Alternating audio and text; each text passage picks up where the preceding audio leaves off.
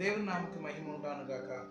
ఈరోజు మనకి దేవుని వచనం తీసుకుంటే ఎక్సోడస్ రెండో వచనం రెండో అధికారంలో 23, 24, 25 చూస్తే మనకి దేవుడు ఒక కవనెంట్ చూడగలుగుతాం. ఇక్కడ యాక్చువల్లీ ఏం జరిగిందంటే ఇజ్రాయేల్ దేశం వారు ఏం చేశారు, ఐగుప్తు దేశంలో వచ్చేసి వారు బానిసగా ఉన్నారు. ఆ కాలంలో ఎంతో రోజుకి దేవుడు ఎవరు తెలియదు, వారు దిక్కులేదు, ఏం లేదు. అలాగున్న ఒక సన్నివేశంలో అక్కడ ఒక కవనెంట్ ఉన్నది.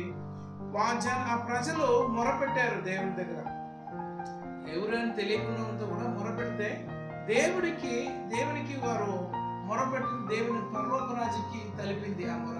అప్పుడు దేవునికి వచ్చేసి చూడండి, ఆల్రెడీ వారికి అబ్రాహాముకి